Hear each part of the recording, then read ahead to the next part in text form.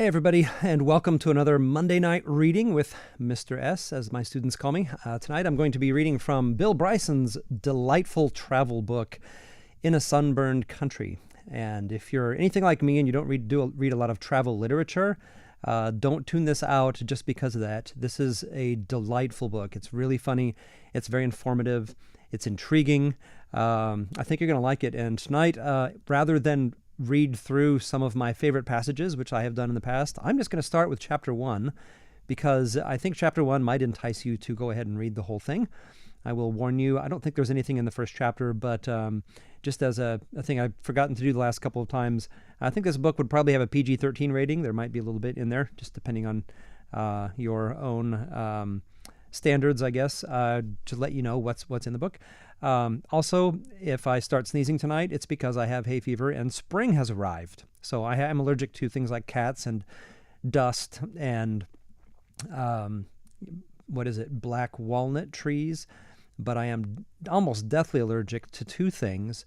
One of them is grass pollen, and the other one is ragweed. So, of course, I live in the middle of the Great Plains and in a place which has the highest concentration of ragweed on the planet. But that's neither here nor there. I seem to be doing all right now. So I'm going to read the first chapter. I'm guessing about 40 minutes from start to finish. And before I jump in, I just want to give a quick read about Bill Bryson from the back. I don't know a whole lot about him. This says that Bill Bryson's many books include, most recently, I'm a Stranger Here Myself, as well as A Walk in the Woods, Lost Continent, Notes from a Small Island, and Mother Tongue. Born in Des Moines, Iowa in 1951, he lived in England for almost 2 decades. He now lives in Hanover, New Hampshire with his wife and their 4 children. I am not going to try to read this in an Australian accent because Bill Bryson is from Iowa and would not actually, I would presume, have written this in an Australian accent. But I did wear my quasi-Australian shirt with a good outback wrinkle to it, in the spirit of the thing. And I think that's it. I think we're just going to jump in with chapter 1 from In a Sunburned Country. It also has very small print, and I am about to turn 52, and doing this in a studio is not as easy as it used to be. But here we go, chapter 1. Flying into Australia, I realized with a sigh that I had forgotten again who their Prime Minister is. I am forever doing this with the Australian Prime Minister, committing the name to memory, forgetting it generally more or less instantly, then feeling terribly guilty. My thinking is that there ought to be one person outside Australia who knows. But then Australia is such a difficult country to keep track of. On my first visit some years ago, I passed the time on the long flight reading a history of Australian politics in the 20th century, wherein I encountered the startling fact that in 1967, the Prime Minister, Harold Holt, was strolling along a beach in Victoria when he plunged into the surf and vanished. No trace of the poor man was ever seen again. This seemed doubly astounding to me. First, that Australia could just lose a Prime Minister. I mean, come on. And second, that news of this had never reached me. The fact is, of course, we pay shamefully scant attention to our dear cousins down under. Not entirely without reason, of course. Australia is, after all, mostly empty and a long way away. Its population, just over 18 million, is small by world standards. China grows by a larger amount each year, and its place in the world economy is consequently peripheral. As an economic entity, it ranks about level with Illinois. Its sports are of little interest to us, and the last television series it made that we watched with avidity was Skippy. From time to time, it sends us useful things. Opals, merino wool, Errol Flynn, the boomerang, but nothing we can't actually do without. Above all, Australia doesn't misbehave. It is stable and peaceful and good. It doesn't have coups, recklessly overfish, arm disagreeable despots, grow cocoa in provocative quantities, or throw its weight around in a brash and unseemly manner. But even allowing for all this, our neglect of Australian affairs is curious. Just before I set off on this trip, I went to my local library in New Hampshire and looked Australia up in the New York Times, the Index, to see how much it had engaged our attention in recent years. I began with the 1997 volume for no other reason than that it was open on the table. In that year, across the full range of possible interests, politics, sports, travel, the coming Olympics in Sydney, food and wine, the arts, obituaries, and so on, the Times ran 20 articles that were predominantly on or about Australian affairs. In the same period, for purposes of comparison, the Times ran 120 articles on Peru, 150 or so on Albania, and a similar number on Cambodia, more than 300 on each of the Koreas, and well over 500 on Israel. As a place that caught our interest, Australia ranked about level with Belarus and Burundi. Among the general subjects that outstripped it were balloons and balloonists, the Church of Scientology, dogs, though not dog sledding, Barney's, Inc., and Pamela Harriman, the former ambassador and socialite who died in February 1997, a misfortune that evidently required recording 22 times in the Times. Put in the crudest terms, Australia was slightly more important to us in 1997 than bananas, but not nearly as important as ice cream. As it turns out, 1997 was actually quite a good year for Australian news. In 1996, the country was the subject of just 9 news reports, and in 1998, a mere 6. Australians can't bear it that we pay so little attention to them, and I don't blame them. This is a country where interesting things happen, and all the time. Consider just one of those stories that did make it into the Times in 1997, though buried away in the odd sock drawer of Section C. In January of that year, according to a report written in America by a Times reporter, scientists were seriously investigating the possibility that a mysterious seismic disturbance in the remote Australian outback almost 4 years earlier had been a nuclear explosion set off by members of the Japanese doomsday cult Aum Shinrikyo. It happens that at 11:03 p.m. local time on May 28, 1993, seismograph needles all over the Pacific twitched and scribbled in response to a very large-scale disturbance near a place called Banjawarn Station in the Great Victoria Desert of Western Australia. Some long-distance truckers and prospectors, virtually the only people out in that lonely expanse, reported seeing a sudden flash in the sky and hearing or feeling the boom of a mighty but far-off explosion. One reported that a can of beer had danced off the table in his tent. The problem was that there was no obvious explanation. The seismograph traces didn't fit the profiles for an earthquake or mining explosion, and anyway, the blast was 170 times more powerful than the most powerful mining explosion ever recorded in Western Australia. The shock was consistent with a large meteorite strike, but the impact would have blown a crater hundreds of feet in circumference, and no such crater could be found. The upshot is that scientists puzzled over the incident for a day or two, then filed it away as an unexplained curiosity, the sort of thing that presumably happens from time to time. Then in 1993, Aum Shinrikyo gained sudden notoriety when it released extravagant quantities of the nerve gas sarin into the Tokyo subway station, killing 12 people. In the investigations that followed, it emerged that Aum's substantial holdings included a 500,000-acre desert property in Western Australia very near the size of the mystery event. There, authorities found a laboratory of unusual sophistication and focus, and evidence that cult members had been mining uranium. It separately emerged that Aum had recruited into its ranks 2 nuclear engineers from the former Soviet Union. The group's avowed aim was the destruction of the world, and it appears that the event in the desert may have been a dry run for blowing up Tokyo. You take my point, of course. This is a country that loses a prime minister, and that is so vast and empty that a band of amateur enthusiasts could conceivably set off the world's first non-governmental atomic bomb on its mainland, and almost 4 years would pass before anyone noticed. Clearly, this is a place worth getting to know. There's an asterisk. Interestingly, no Australian newspapers seem to have picked up this story, and the New York Times never returned to it, so what happened in the desert remains a mystery. Aum Shinrikyo sold its desert property in August 1994, 15 months after the mysterious blast, but 7 months before it gained notoriety with its sarin attack in the Tokyo subway system. If any investigating authority took the obvious step of measuring the area around Banjawarn Station for increased levels of radiation, it has not been reported. And so, because we know so little about it, perhaps a few facts would be in order. Australia is the world's 6th largest country and its largest island. It is the only island that is also a continent, and the only continent that is also a country. It was the first continent conquered from the sea, and the last. It is the only nation that began as a prison. It is the home of the largest living thing on Earth, the Great Barrier Reef, and of the largest monolith, Ayers Rock, or Uluru, to use its now official, more respectful Aboriginal name. It has more things that will kill you than anywhere else. Of the world's 10 most poisonous snakes, all are Australian. Of the world's, 5 of its creatures, the funnel web spider, box jellyfish, blue-ringed octopus, paralysis tick, and stonefish are the most lethal of their type in the world.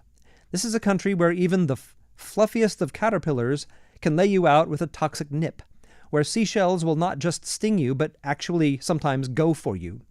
Pick up an innocuous cone shell from a Queensland beach, as innocent tourists are all too wont to do, and you will discover that the little fellow inside is not just astoundingly swift and testy, but exceedingly venomous. If you are not stung or pronged to death in some unexpected manner, you may be fatally chomped by sharks or crocodiles, or carried helplessly out to sea by irresistible currents, or left to stagger to an unhappy death in the baking outback. It's a tough place. And it is odd. For 60 million years, since the foundation of the Great Dividing Range, the low but deeply fetching mountains that run down its eastern flank, Australia has been all but silent geologically. In consequence, things, once created, have tended just to lie there. So many of the oddest subjects ever found on Earth, the most ancient rocks and fossils, the earliest animal tracks and riverbeds, the first faint signs of life itself, have come from Australia. At some undetermined point in the great immensity of its past, perhaps 45,000 years ago, perhaps 60,000, but certainly before there were modern humans in the Americas or Europe, it was quietly invaded by a deeply inscrutable people, the Aborigines, who have no clearly evident racial or linguistic kinship to their neighbors in the region, and whose presence in Australia can only be explained by positing that they invented and mastered ocean-going craft at least 30,000 years in advance of anyone else, in order to undertake an exodus, then forgot or abandoned nearly all that they had learned, and scarcely ever bothered with the open sea again. It is an accomplishment so singular and extraordinary, so uncomfortable with scrutiny, that most histories breeze over it in a paragraph or two, then move on to the second, more explicable invasion, the one that begins with the arrival of Captain James Cook and his dowdy little ship HMS Endeavour in Botany Bay in 1770. Never mind that Captain Cook didn't discover Australia and that he wasn't even yet a captain at the time of his visit. For most people, including most Australians, this is where the story begins.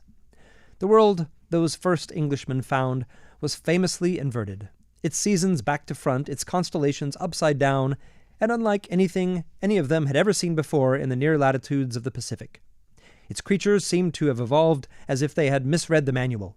The most characteristic of them didn't run, or lope, or canter, but bounced across the landscape like dropped balls. The continent teemed with unlikely life. It contained a fish that could climb trees, a fox that blew. It was actually a very large bat. Crustaceans so large that a grown man could climb inside their shells. In short, there was no place in the world like it. There still isn't. 80% of all that lives in Australia, planet and animal, exists nowhere else. More than this, it exists in an abundance that seems incompatible with the harshness of its environment. Australia is the driest, flattest, hottest, most desiccated, infertile, and climatically aggressive of all the inhabited continents. Only Antarctica is more hostile to life. This is a place so inert that even the soil is, technically speaking, a fossil, and yet it teems with life in numbers uncounted. For insects alone, scientists haven't the faintest idea whether the total number of species is 100,000 or more than twice that.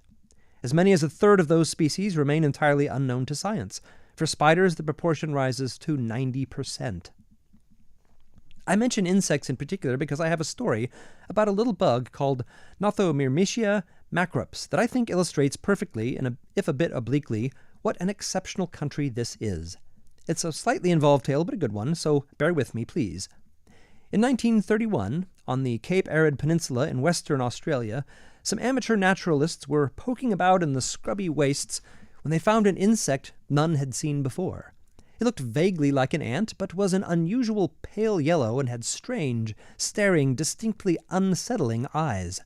Some specimens were collected, and these found their way to the desk of an expert at the National Museum of Victoria in Melbourne, who identified the insect at once as Gnathomyrmecia. The discovery caused great excitement because, as far as anyone knew, nothing like it had existed on Earth for 100 million years. Gnathomyrmecia was a proto-ant, a living relic from a time when ants were evolving from wasps. In entomological terms, it was as extraordinary as if someone had found a herd of triceratops grazing on some distant grassy plain. An expedition was organized at once, but despite the most scrupulous searching, no one could find the Cape Arid colony. Subsequent searches came up equally empty-handed. Almost half a century later, when word got out that a team of American scientists was planning to search for the ant, almost certainly with the kind of high-tech gadgetry that would make the Australians look amateurish and under-organized, government scientists in Canberra decided to make one final, preemptive effort to find the ants alive. So a party of them set off in convoy across the country. On the second day out, while driving across the South Australia desert, one of their vehicles began to smoke and sputter, and they were forced to make an unscheduled overnight stop at a lonely pause in the highway called Poochera. During the evening, one of the scientists, a man named Bob Taylor, stepped out for a breath of air and idly played his flashlight over the surrounding terrain. You may imagine his astonishment when he discovered, crawling over the trunk of a eucalyptus beside their campsite, a thriving colony of none other than Gnathomyrmecia. Now consider the probabilities. Taylor and his colleagues were 800 miles from their intended search site. In the almost 3 million square miles of emptiness that is Australia, one of the handful of people able to identify it had just found one of the rarest, most sought-after insects on Earth. An insect seen alive just once, almost half a century earlier, and all because their van had broken down where it did. Gnathomyrmecia, incidentally, has still never been found at its original site. You take my point again, I'm sure. This is a country that is at once staggeringly empty and yet packed with stuff. Interesting stuff, ancient stuff, stuff not readily explained, stuff yet to be found. Trust me, this is an interesting place. Each time you fly from North America to Australia, and without anyone asking how you feel about it, a day is taken away from you when you cross the international date line. I left Los Angeles on January 5 and arrived in Sydney 14 hours later on January 5. He left on January 3 and arrived on January 5. For me, there was no January 4. None at all. Where it went exactly, I couldn't tell you. All I know is that for one 24-hour period in the history of Earth, it appears I had no being. I find that a little uncanny, to say the least. I mean to say, if you were browsing through your ticket folder and you saw a notice that said, "Passengers are advised that on some crossings 24-hour loss of existence may occur," which is, of course, how they would phrase it, as if it happened from time to time, you would probably get up and make inquiries, grab a sleeve, and say, "Excuse me." There is, it must be said, a certain metaphysical comfort in knowing that you can cease to have material form and it doesn't hurt at all, and to be fair, they do give you the day back on the return journey when you cross the date line in the opposite direction, and thereby manage somehow to arrive in Los Angeles before you left Sydney, which, in its way, of course, is an even neater trick. Now, I vaguely understand the principles involved here. I can see that there has to be a notional line where one day ends and the next begins, and that when you cross the line, temporal oddities will necessarily follow. But that still doesn't get away from the fact that on any trip between America and Australia, you will experience something that would be, in any other circumstance, the starkest impossibility. However hard you train, or concentrate, or watch your diet, no matter how many steps you take on the Stairmaster, you are never going to get so fit that you can cease to occupy space for 24 hours or be able to arrive in one room before you left the last one. So there is a certain sense of achievement just in arriving in Australia, a pleasure and satisfaction to be able to step from the airport terminal into dazzling Antipodean sunshine and realize that all your many atoms, so recently missing and unaccounted for, have been reassembled in an approximately normal manner, less half a pound or so of brain cells that were lost while watching a Bruce Willis movie. In the circumstances, it is a pleasure to find yourself anywhere that it is Australia is a positive bonus.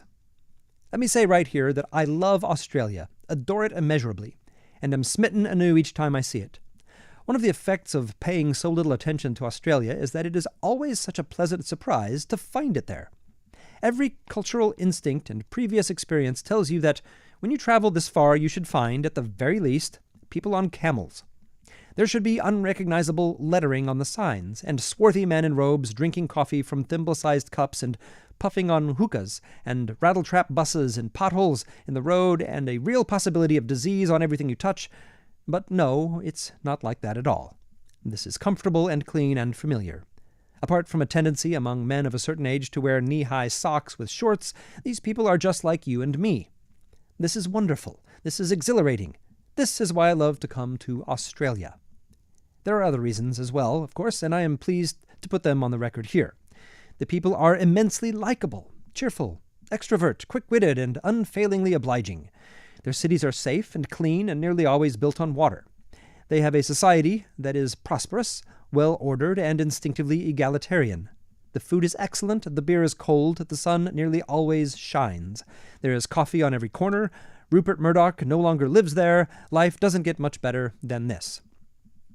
This was my 5th trip, and this time, for the first time, I was going to see the real Australia, the vast and baking interior, the boundless void that lies between the coasts.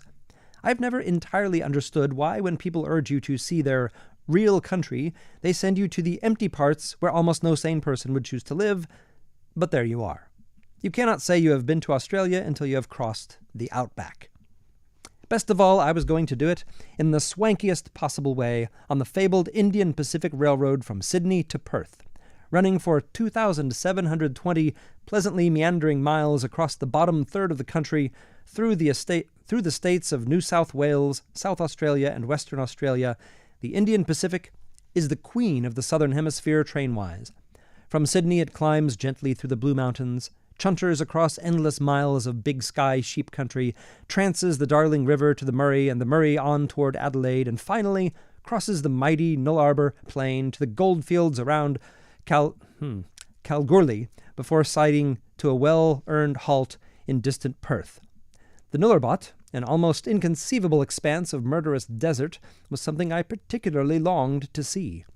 The colour magazine of the London Mail on Sunday was doing a special issue on Australia, and I had agreed to file a report. I had been planning to come out soon anyway to start travelling for this book, so this was in the nature of a bonus trip, a chance to get the measure of the country in an exceedingly comfortable way at someone else's expense. Sounded awfully good to me. To that end, I would be travelling for the next week or so in the company of a young English photographer named Trevor Ray Hart, who was flying in from London and whom I would meet for the first time the next morning. But first I had a day to call my own, and I was inordinately pleased about that. I'd never been to Sydney other than on book tours, so my acquaintance with the city was based almost entirely on cab journeys through unsung districts like Ultimo and Annandale. The only time I had seen anything at all of the real city was some years before, on my first visit, when a kindly sales rep from my local publisher had taken me out for the day in his car with his wife and 2 little girls in back, and I had disgraced myself by falling asleep. It wasn't from lack of interest or appreciation, believe me. It's just that the day was warm and I was newly arrived in the country. At some unfortunate point, quite early on, jet lag asserted itself and I slumped helplessly into a coma. I am not, I regret to say, a discreet and fetching sleeper. Most people, when they nod off, look as if they could do with a blanket. I look as if I could do with medical attention. I sleep as if injected with a powerful experimental muscle relaxant. My legs fall open in a grotesque manner. My knuckles brush the floor. Whatever is inside, tongue, moist bubbles of intestinal air, decides to leak out. From time to time, like one of those nodding duck toys, my head tips forward to empty a quart or so of viscous drool onto my lap, then falls back to begin loading again with a noise like a toilet cistern filling. And I snore, hugely and helplessly, like a cartoon character with rubbery flapping lips and prolonged steam valve exhalations. For long periods, I grow unnaturally still in a way that inclines onlookers to exchange glances and lean forward in concern. Then dramatically I stiffen and, after a tantalizing pause, begin to bounce and jostle in a series of whole-body spasms of the sort that bring to mind an electric chair when the switch is thrown. Then I shriek once or twice in a piercing and effeminate manner and wake up to find that all motion within 500 feet has stopped and all children under 8 are clutching their mother's hems. It is a terrible burden to bear. I have no idea how long I slept in that car, other than that it was not a short while. All I know is that when I came to, there was a certain heavy silence in the car, the kind of silence that would close over you if you found yourself driving around your own city conveying a slumped and twitching heap from one unperceived landmark to another. I looked around dumbly, not certain for the moment who these people were, cleared my throat, and pulled myself to a more upright position. "We were wondering if you might like some lunch," my guide said quietly when he saw that I had abandoned for the moment the private ambitions to flood his car with saliva. "That would be very nice," I replied in a small, abject voice, discovering in the same instant with a customary inward horror that while I had dozed, a 400-pound fly had evidently been sick over me. In an attempt to distract attention from my unnatural moist sheen and at the same time re-establish my interest in the tour, I added more brightly, "Is this still Neutral Bay?" There was a small, involuntary snort of the sort you make when a drink goes down the wrong way, and then with a certain strained precision, "No, this is Dover Heights. Neutral Bay was—" a microsecond's pause, just to aerate the point, "some time ago." "Ah." I made a grave face as if trying to figure out how we had managed between us to mislay such a chunk of time. "Quite some time ago, in fact." "Ah." We rode the rest of the way to lunch in silence. The afternoon was more successful. We dined at a popular fish restaurant beside the pier at Watson's Bay, then went to look at the Pacific from the lofty, turf-battered cliffs that stand above the harbor mouth.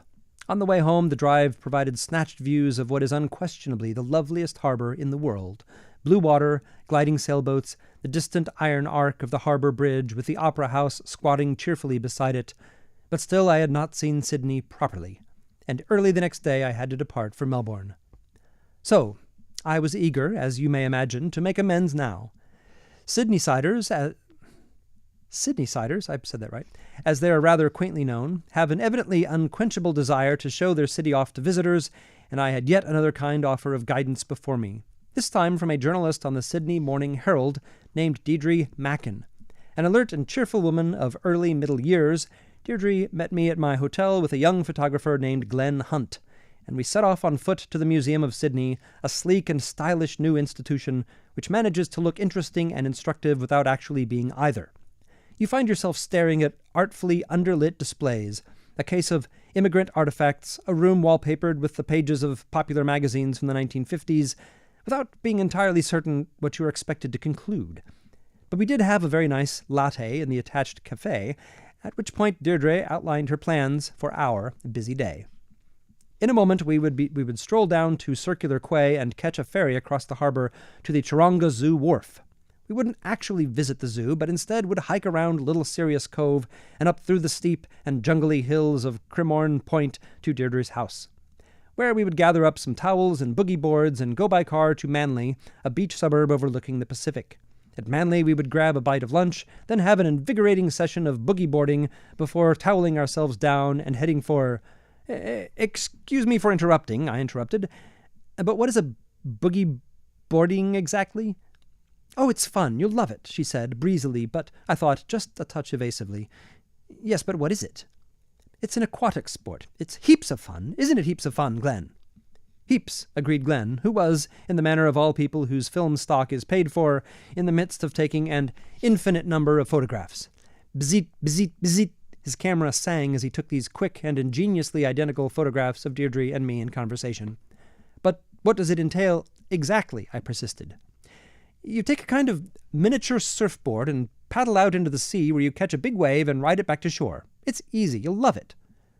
"What about sharks?" I asked uneasily. "Oh, there's hardly any sharks here. Glenn, how long has it been since someone was killed by a shark?" "Oh, ages," Glenn said, considering. "Couple of months, at least." "Couple of months," I squeaked. "At least. The sharks are way overrated as a danger," Glenn added. "Way overrated. It's the rips that'll most likely get you." He returned to taking pictures. "Rips. Underwater currents that run at any angle to the shore and sometimes carry people out to sea," Deirdre explained. "But don't worry, that won't happen to you." Why? Because we're here to look after you. She smiled serenely, drained her cup, and reminded us that we needed to keep moving.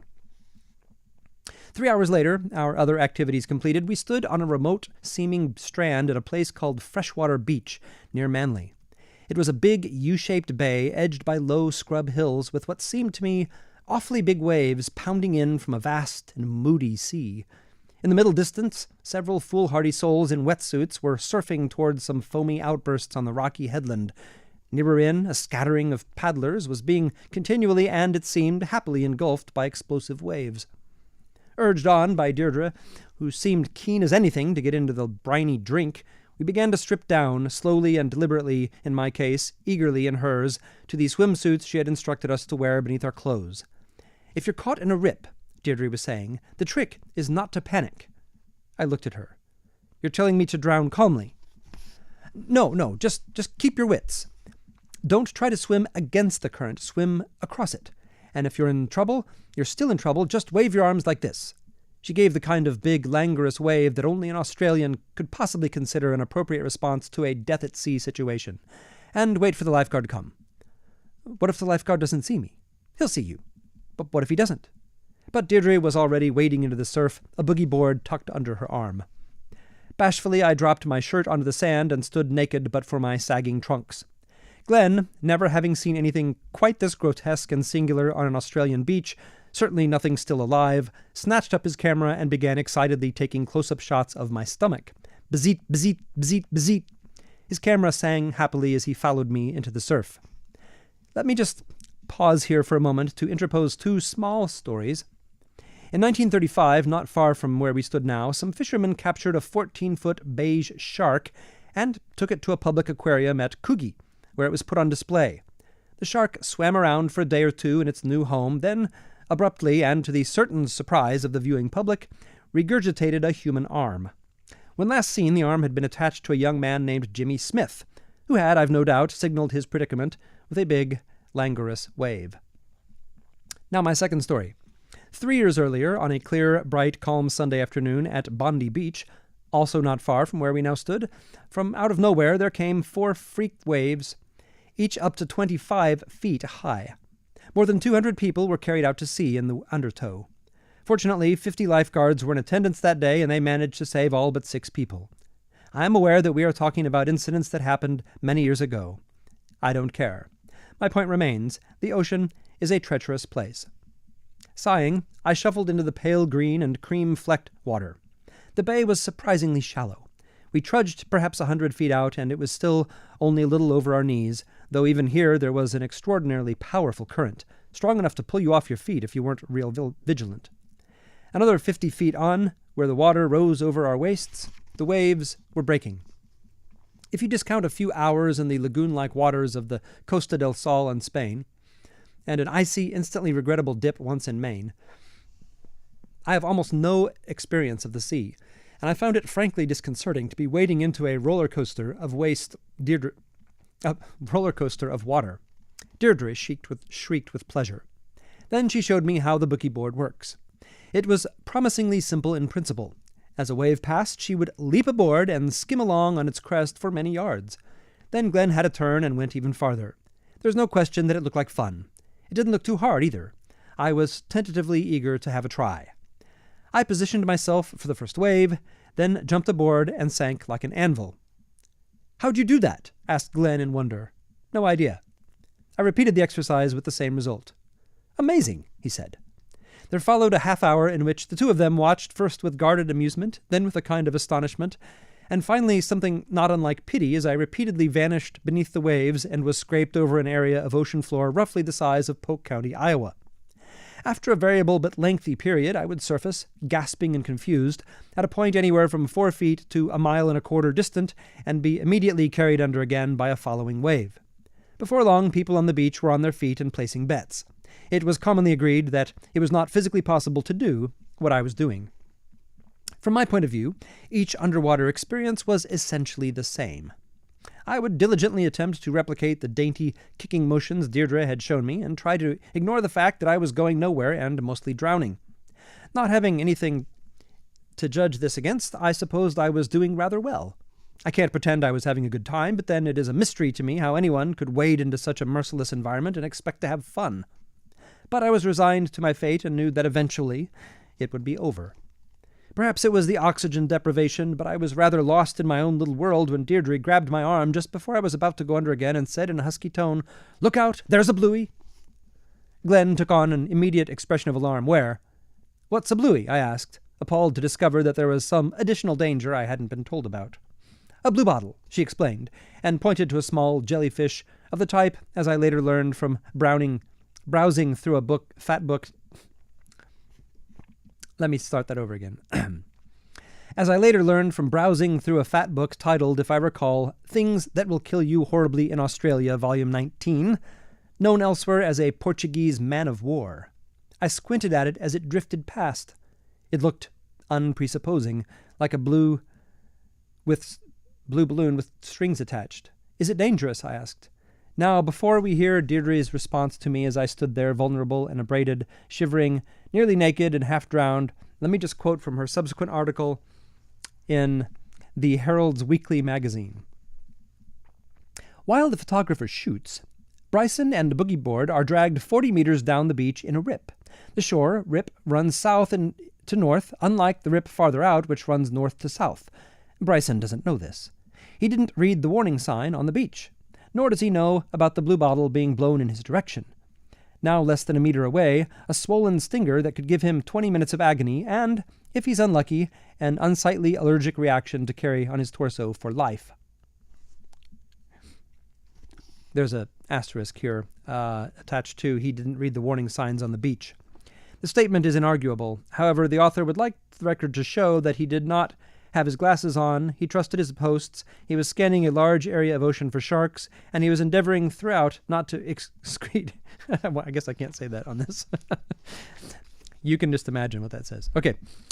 "Dangerous? No," Deirdre replied now as we stood gawping at the blue bottle. "But don't brush against it." "Why not? Might be a bit uncomfortable." I looked at her with an expression of interest bordering on admiration. Long bus journeys are uncomfortable. Slatted wooden benches are uncomfortable. Lulls in conversation are uncomfortable. The sting of a Portuguese man-of-war, even Iowans know this is agony.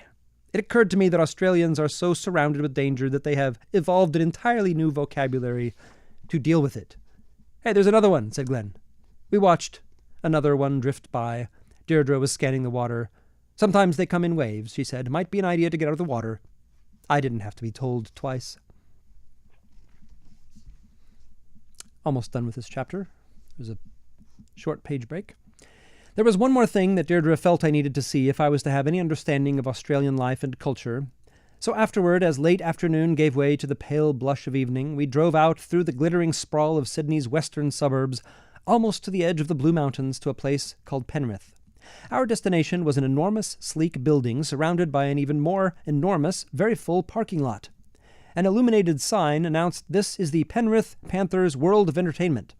The Panthers, Glenn explained, were a rugby club. Australia is a country of clubs. Sporting clubs, working men's clubs, returned servicemen's league clubs, clubs affiliated with various political parties, each nominally and sometimes no doubt actively devoted to the well-being of a particular segment of society. What they are really there for, however, is to generate extremely large volumes of money from drinking and gambling. I'd read in the paper that Australians are the biggest gamblers on the planet.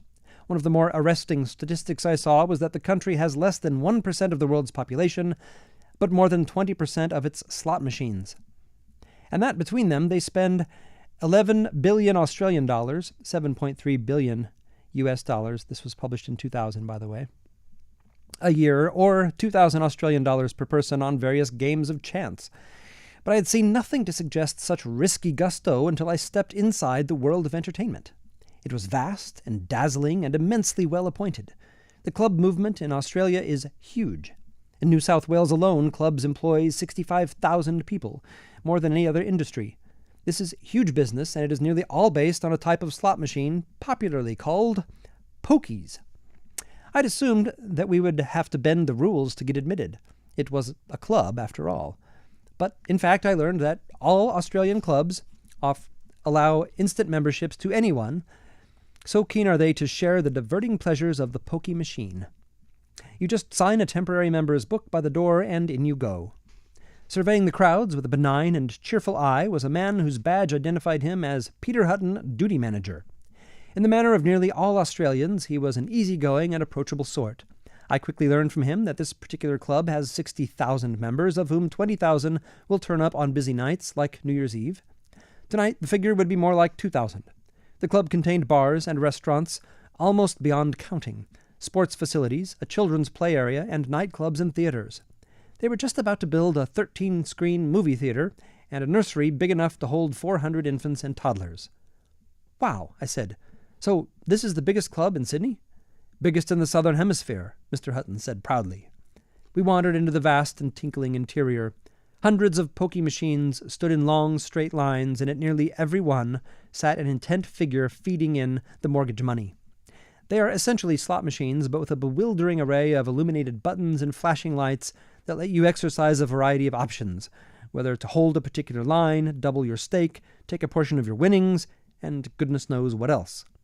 I studied from a discreet distance several people at play, but couldn't begin to understand what they were doing other than feeding a succession of coins into a glowing box and looking grim.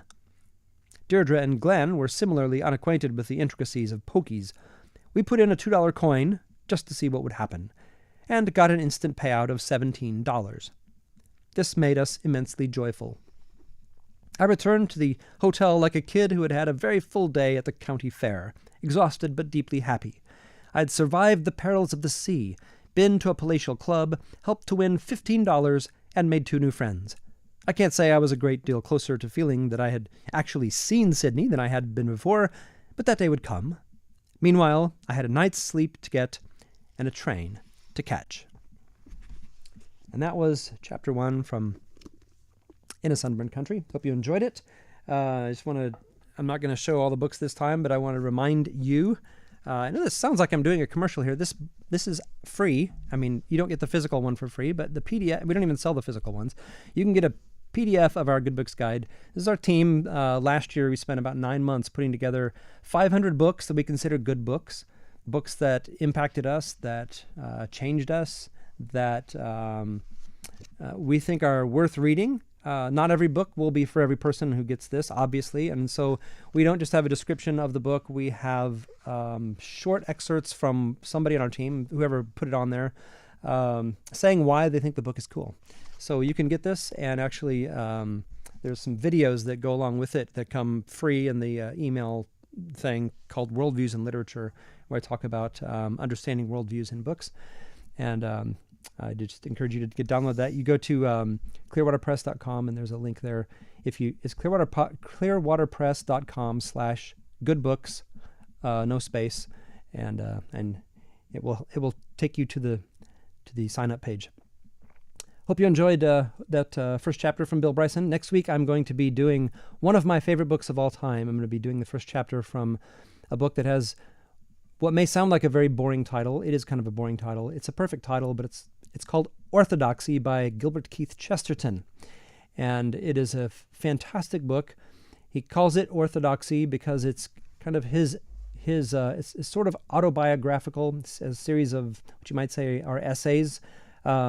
And what I love about the book is that Chesterton is this genius who has a sense of humor and who shows you the world from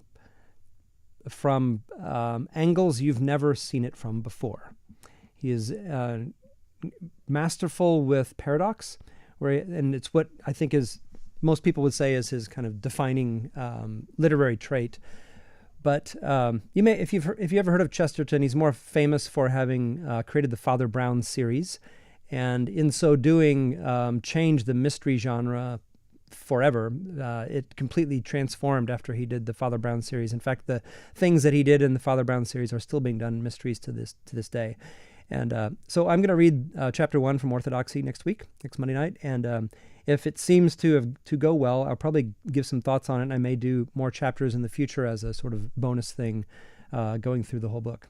Anyway, thank you for joining me tonight. I hope you guys enjoyed the book by Bill Bryson, and check it out for yourself. Have a good night.